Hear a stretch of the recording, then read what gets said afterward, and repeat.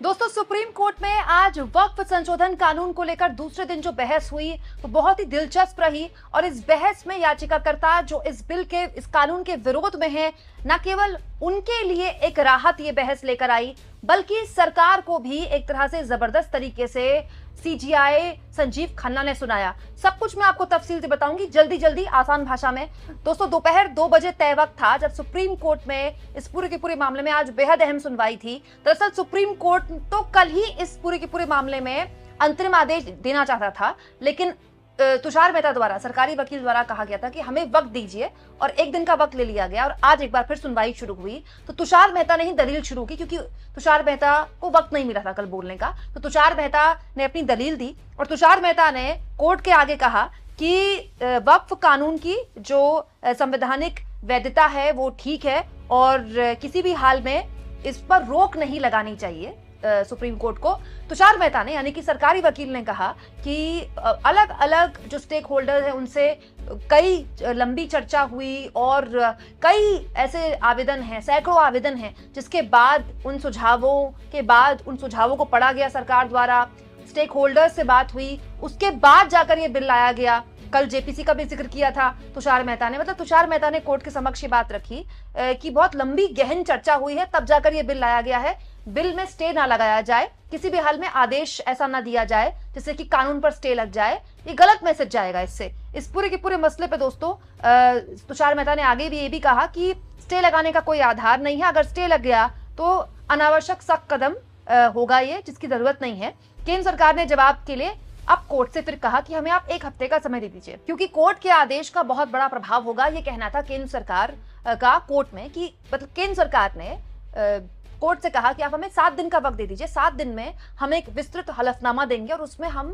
संतुष्ट करेंगे आपको हर मामले में। अब इस पूरे के पूरे मसले पर जब कोर्ट से सरकार ने 7 दिन का वक्त मांगा दोस्तों, तो कोर्ट ने भी सरकार के आगे एक बात रख दी। सुप्रीम कोर्ट ने सुनवाई के दौरान सरकार को 7 दिन का तो वक्त दे दिया, लेकिन ये कह दिया कि इस 1 हफ्ते में आप किसी भी हाल में किसी भी तरह से वक्फ की संपत्ति में कोई बदलाव नहीं करेंगे, यथास्थिति बरकरार रहेगी। सरकार के जवाब तक, मतलब जब तक सरकार जवाब नहीं देती तब तक यथास्थिति बरकरार रहेगी, कोई भी नई नियुक्ति नहीं होगी या फिर वक्फ की संपत्ति को लेकर किसी भी तरह का कोई भी फैसला नहीं लिया जा सकता। दोस्तों, और आसान भाषा में अगर मैं आपको बताऊं कि न वक्फ काउंसिल को लेकर कोई बैठक होगी, ना ही उसकी कोई नई नियुक्ति होगी, और आसान भाषा में अगर समझें तो जो इस कानून के विवादास्पद मुद्दे थे, जिनकी वजह से याचिकाकर्ता कोर्ट गए थे इस कानून का विरोध करते हुए, उनको फिलहाल 7 दिन के लिए उसमें आप कह सकते हैं कि यथास्थिति बरकरार रख दी गई है। ना तो कोई नई नियुक्ति की जा सकती है, ना ही किसी भी तरह की वक्फ संपत्ति को लेकर कोई भी फैसला किया जा सकता है 7 दिन के अंदर। 7 दिन तो खैर कम है, क्योंकि 7 दिन तो सरकार को दिया गया है। 7 दिन के बाद सरकार अपना जवाब देगी और वो जवाब उसके बाद उन लोगों को भी दिया जाएगा जो इस कानून का विरोध करके याचिका लगा चुके हैं। वो कानून वो याचिकाकर्ता पढ़ेंगे और फिर उस मामले में उनको क्या दिक्कत है, सरकार के पक्ष से उनको कौन कौन सी बिंदुओं पर दिक्कत है, उनको भी 5 दिन दिया गया है। तो 5 मई को अगली तारीख मुकर्रर की गई है, लेकिन अगली तारीख तक आप कह सकते हैं इस पूरे के पूरे मामले में यथास्थिति बरकरार है। मतलब जिन पॉइंट्स को लेकर दिक्कत थी याचिकाकर्ताओं को, जिसकी वजह से कोर्ट गए याचिकाकर्ता, उन पॉइंट्स पर ही स्टे लगा दिया है। और आसान भाषा में आप समझ लीजिए तो उन विवादास्पद मुद्दों को लेकर कोई फैसला ना तो लिया जा सकता है, कोई नई नियुक्ति होगी, और ना ही किसी भी तरह की संपत्ति को लेकर, कोई भी वक्फ की संपत्ति को लेकर कोई फैसला कोई भी ले सकता है। इस पूरे के पूरे मामले में दोस्तों सुप्रीम कोर्ट ने आगे ये भी कहा कि 110 से 120 फाइलें पढ़ना असंभव है, मतलब बहुत मुश्किल है।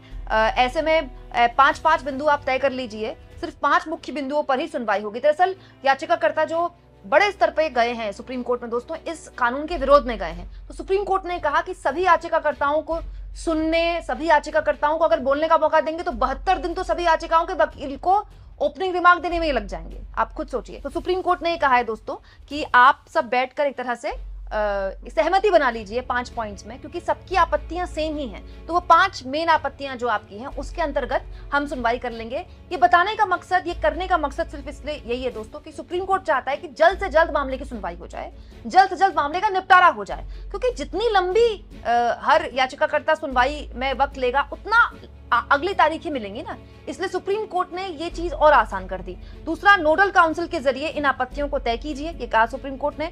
कोर्ट ने केंद्र को जवाब देने के लिए 1 हफ्ते का वक्त भले ही दे दिया हो, लेकिन ये साफ कर दिया कि वक्फ बोर्ड और परिषद में कोई नई नियुक्ति नहीं होगी। इसके साथ ही वक्फ बाय यूजर में भी कोई बदलाव नहीं किया जाएगा। यानी कि आप कह सकते हैं कि इस कानून की जो बुनियाद थी, जो नया कानून आया था, और जो बुनियादी सवाल थे, जो 3 बुनियादी सवाल थे, उन तीनों बुनियादी सवालों को एड्रेस किया सुप्रीम कोर्ट ने। और जो चिंताएं कपिल सिब्बल जैसे वकील कल से दे रहे थे कि आप स्टे लगाइए, यथास्थिति बरकरार करिए, नई नियुक्तियां ना हो जाएं, कहीं ऐसा ना हो कि फैसला जब आए तब आए, क्योंकि कई बार सुप्रीम कोर्ट में ऐसे मामलों में फैसला आने में सालों लग जाते हैं, तब तक क्या हो जाए जमीन पर। तो आप कह सकते हैं कि अब ऐसा कोई डर नहीं है, जमीन पर यथास्थिति बरकरार है, जो जैसी पहली स्थिति थी वैसी ही रहेगी। ना तो कोई नई नियुक्ति होगी, ना ही कोई बड़ा फैसला लिया जाएगा, क्योंकि मामला सब जुडिस है। और इस मामले को लेकर तुषार मेहता ने, सरकारी वकील ने, on the record supreme court को एक विश्वास दिया है कि हम यथास्थिति बरकरार रखेंगे। तो अब ऑन रिकॉर्ड जब तुषार मेहता की ये बात हुई, यानी कि सरकारी वकील की हुई, केंद्र सरकार के वकील की हुई, तो ये दस्तावेजों का हिस्सा हो गई। सरकार चाहे भी तो अब कोई फैसला इस तरह का ले ही नहीं सकती है। यानी आप कह सकते हैं कि आज की सुनवाई भले ही छोटी रही हो, लेकिन आज की सुनवाई में सुप्रीम कोर्ट ने दोनों ही पक्षों की चिंताओं को समझा, और दोनों ही पक्षों को चिंताओं को समझते हुए इस बात को भी समझा कि जमीन पर किसी भी तरह से अब देश में ये कंफ्यूजन ना हो, ये किसी भी तरह का डर ना पैदा किया जाए किसी के द्वारा भी कि वक्फ की संपत्तियों के साथ ये किया जा सकता है, वो किया जा सकता है। हालांकि टेक्निकली देखें तो सुप्रीम कोर्ट ने किसी भी तरह से कानून पर स्टे नहीं लगाया है, लेकिन जिन चीजों पर आपत्तियां थी उन्हीं पर स्टे लगा दिया। तो लड़ाई तो उसी को लेकर थी ना, तभी तो याचिकाकर्ता गए थे कोर्ट में। यानी कि आप कह सकते हैं कि अब सुप्रीम कोर्ट में सरकार के पास 7 दिन का वक्त है कि वो अपना जवाब दे दे। अब अजीब बात दोस्तों, ये सब कुछ सुनने में मुझे ये लग रही थी कि एग्जैक्टली यही बात संसद में विपक्ष के लोग बोल रहे थे सरकार से।